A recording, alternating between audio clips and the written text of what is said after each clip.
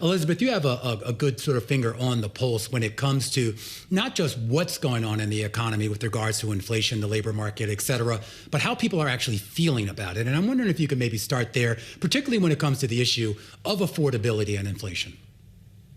Yeah, well, thanks for having me on today. Consumers are not feeling great about the direction of the economy, and that's true whether you're looking at data from the University of Michigan, the Conference Board, some of our sentiment data here at NerdWallet. We found just this month that 61% of Americans believe the U.S. economy will enter a recession within the next 12 months, and this discomfort is really understandable. Wage growth is low. The labor market is cool. And, many Americans are feeling an affordability crunch. When we talk, Elizabeth, about this idea of the state of the economy, if you look at the economic data, it suggests a labor market that is certainly weaker than what it used to be, but still relatively strong, at least by historical standards. Are you getting the same read? Yeah, absolutely. And, when we're talking about, why do people feel so bad if the economy seems to be doing okay? This is a story that we've been discussing for the past 5 years now. And when we first started talking about Vibecession a couple years ago, we were asking the same questions, but the conditions were a little bit different. And I think the primary difference now is households aren't as resilient as they were 2-3 years ago. So debt levels have risen and sometimes exceeded where they were before the pandemic. Housing is expensive. It's holding many people out from being able to purchase a home. And, if you would typically want to switch jobs, find a better paying job, you're kind of out of luck right now there, too. So while people are still feeling bad when the economy is doing okay, I think there are some real reasons for that now that should be concerning. Prices on the rise, particularly if you think about energy or electricity. I think of a deal today where Alphabet, parent company Google, is snapping up Intersect Power, which is all about power for data centers. This is about a climate-friendlier version. But how much are we likely to see the economic headwinds still come thick and fast when it comes to just everyday utilities, when it comes to energy, when it comes to groceries, when it comes to is there going to be any easing by what indeed at least the Federal Reserve is going to do? Because that doesn't feel like in any way they're going to be tackling inflation in that way. Yeah, so it depends. If we're talking about monetary policy and what the Fed sees as easing as reduced inflation, inflation is likely to continue to moderate, albeit slowly, but that's going to feel very different to consumers, right? If you ask a general consumer who isn't in tune with sort of monetary policy and how it all works, they'd probably prefer low interest rates and cheaper prices. While we know there's a trade-off there, having those two together is extremely unlikely, if not impossible. So inflation slowing isn't necessarily going to make people feel much better, particularly when wage growth is slow. What we'll do is having a job and a well-paid job. At this point, will 2026 beckon new jobs, new productivity, or actually is AI going to take it away?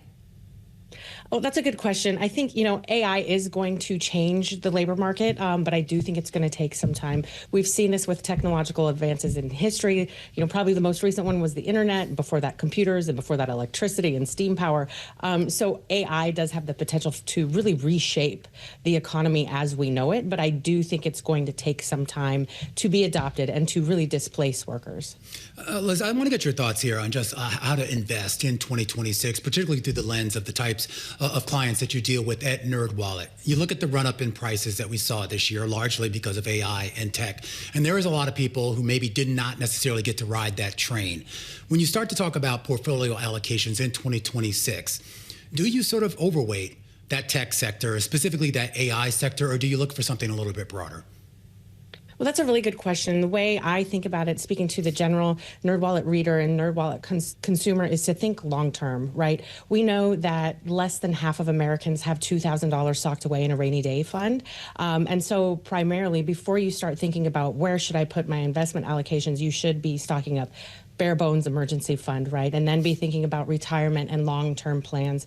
As far as picking stocks, the general public, maybe not advanced enough to start weighing those factors, but I do think really building household financial resilience needs to start at a more basic ground level. Are you seeing that resilience, though? I mean, I understand there's a sort of an upper echelon of our country, of our economy, that have always been invested in risk assets, but there does seem to be a little bit of a waning interest, at least from what I could tell in the data, once you get down into the middle classes and below.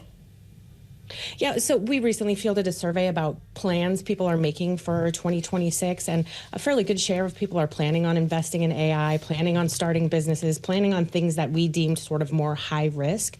But I do think, at the end of the year, we're all generally a little optimistic about what the new year's going to bring. It's why many of us set New Year's resolutions we can't achieve. But I do think, by and large, the waning consumer sentiment is going to lead people to be a little more conservative in the coming year. I like the way you take us back to the vibe session. That is about vibes rather than data.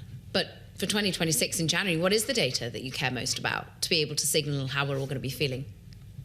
Yeah, a primary metric I'm going to be looking at in January and February, the first few months of the year, is layoffs. So when it comes to the labor market, we know the cooling is due to both labor supply and labor demand issues. And the magnitude of those two things is a little unclear with the fuzzy data that we've been getting. So I'll be looking at layoffs in the JOLTS report to see, are these big layoff announcements that we've been seeing so much about actually translating into layoffs? That would indicate to me that it's more of a demand issue and maybe more cause for concern.